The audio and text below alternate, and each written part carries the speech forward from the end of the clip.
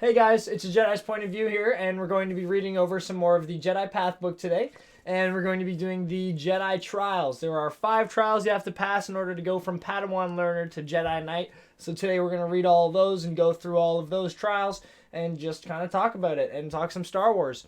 So don't forget to like, subscribe, and comment down below about your favorite trial and which one you think needs some work. So let's just get right into this video, guys and gals.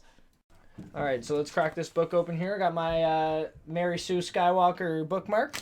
And we're going to start right off on the page 97 and 96. We're going to be talking about the Jedi Trials like I just said. So, right off the bat, we're going to the Trial of Skill. Demonstrates a Jedi's competence with the lightsaber and the Force principles of control.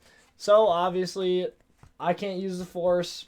It may or may not be a real thing, so I can't really do that trial to a T, but there are ways that you can do that trial. You can come up with your own skill that you want to hone. Like, for example, let's say you're a really good Fortnite player. You want to practice Fortnite and you want to qualify for a tournament. That could be your trial of skill, where you set a goal for yourself, and once you achieve it, you've passed the trial of skill. So that's just one way you can do that. And trial number 2 is the Trial of Courage.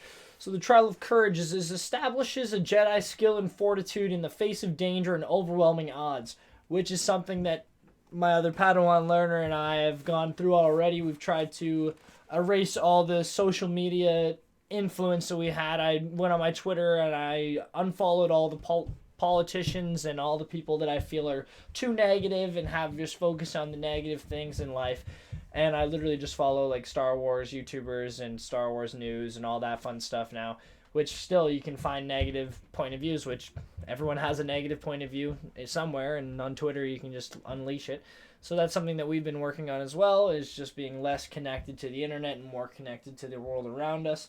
Still a challenge because I myself love playing video games, and that's on the internet, so it's hard to fully separate, but I don't think we need to fully separate. We just need to balance, and the Jedi way is to find perfect balance in everything. So that's the Trial of Courage. I think that one's a pretty good trial. And on to the third trial, which is the Trial of Spirit. Tests a Jedi's ability to vanquish inner battles and emerge unscathed. That is something that all human beings need to work on, like I touched upon in my Jedi vs. Sith video. If you haven't seen it, go watch it. But everyone needs to find their inner being and what really is them. Because we aren't this, we're not this, we're this. There's something in us that is us, and it is our being. And once you have found that being, you find more purpose in life. And I believe that I'm on my way to finding my being. I'm obviously still only 22 years old, and I'm learning myself more and more every day and every hour. But with meditation and with focus on the moment, I find that myself has been increasingly better over the last even just 4 months. And I'm on this path of the Jedi, and I'm trying to become a better person. So the Trial of Spirit is definitely one that I take to heart and to my spirit, I guess, because it tests your ability to win your inner battles without being scathed. So that's something that I feel human beings struggle with. And in the comment section below, make sure that you talk to me about maybe a trial of spirit that you're going through right now, since we're all going through something with this incredible pandemic, a once-in-a-century pandemic.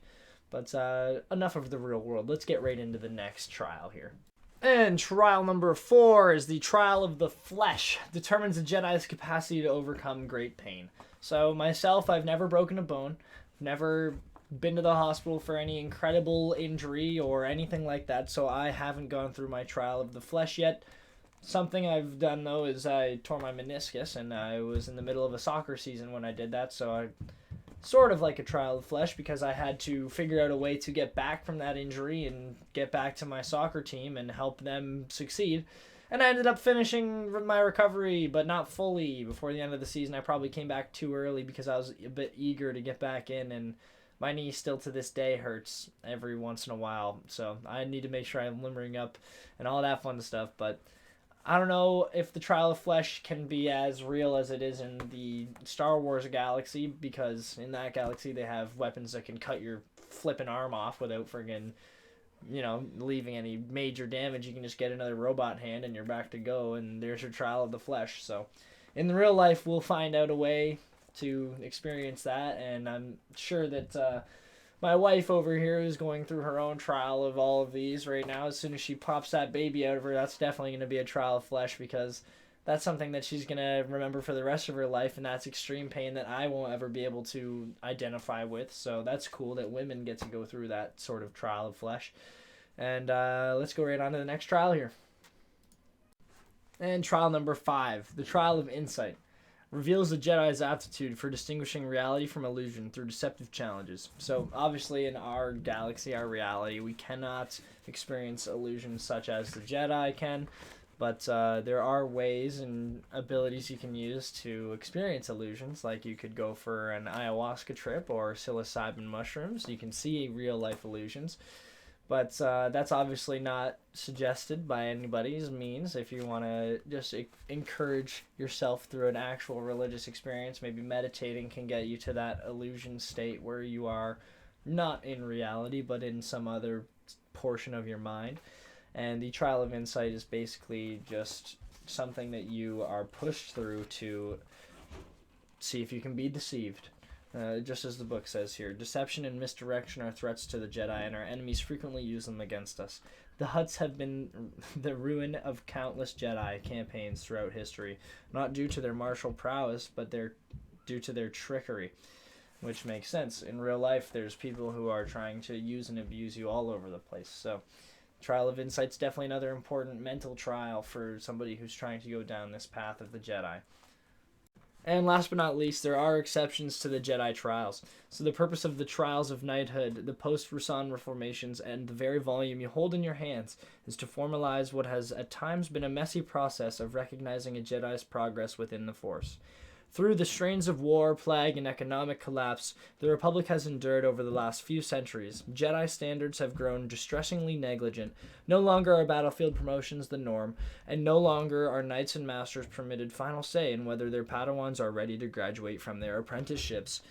So it says here below this cute little picture here. See that? Picture right there. Come on, focus. There we go. It says underneath that, a Padawan must make a case before the council to be considered for an exemption from any of the trials. So, though I do not approve, there are cases in which a Padawan may become a knight while bypassing some or all of the trials. The current structure of the 5 Jedi trials is designed to produce knights in whom the council has entrusted its confidence. Thus, the council may, at its discretion, promote any Jedi for any reason or refuse such a promotion if its judgment warrants it. No Padawan should lobby for special treatment. You do not know better than the council. There can be no appeal or dispute. So, Anakin, obviously, doesn't go well with the council. He always disagrees with them. He always believes that he should be a higher ranking than he is, and his overconfidence is his own undoing in the end. But here it says, unusual circumstances under which a Padawan may bypass one or more of the formal trials include, then it goes to the trial of skill, so Padawans who have bested a battle master during sparring, or who have demonstrated blindfolded mastery of the saber training exercise.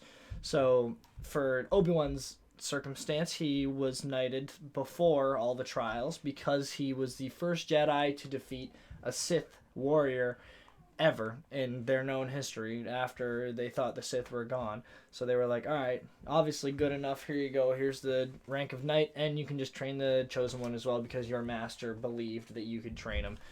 And the trial of courage, a variety of special dispensations can be given for this trial, encompassing Padawans who have succeeded in a difficult mission or who have saved the lives of their masters. That's pretty cool. Trial of spirit. Padawans shown to have mastered their own dark side may be judged to have passed this trial. During the war, this included followers of the Sith army who turned to the light. So that's pretty cool. Someone who has already fallen redeems himself, like Ben Solo, right, in Episode 9, or Anakin in Episode 6 when he came back through Darth Vader and again became one with the Force. Trial of the flesh. Significant pain and loss is considered a worthy demonstration, such as initiates who were recruited later in life and have experienced the pain of loss and quieted their feelings for the family or of their birth. So that's good. That's another cool thing that Anakin failed to do in the Jedi trials. He could never let go of his mother, could never let go of his attachment to her, and that was one of the reasons why he fell to the dark side. So the trial of insight. If a Padawan has demonstrated wisdom beyond his or her years and training, this may count as a pass, particularly if he or she a solution that avoided violence. So that's pretty cool. Basically, just like being one with yourself and, you know, being all about peace and harmony instead of trying to side with one or the other. Just choose the best resolution for the situation. And it's on this page too. You see there's a whole bunch of people who commented. So Palpatine was one of them. He said, rampant during the Clone Wars, overconfident Jedi are easily killed. So that's cool, because lots of Jedi passed these trials due to the Clone Wars. Luke comments back to Palpatine and says, much as I hate to agree with Palpatine or on anything, I nearly lost my life on Cloud City to overconfidence. I lost a student too. So that's cool. I wonder what student he's talking about there. But that's it for the Jedi Trials. And the next part of the book that I'm going to cover is the Knighting Ceremony. So we'll get into that in a couple of days. I'm going to wish you guys farewell, and may the Force be with you. Don't forget to like, subscribe, and share with all your fellow Jedi learners. And I'll see you guys in the next one. Peace.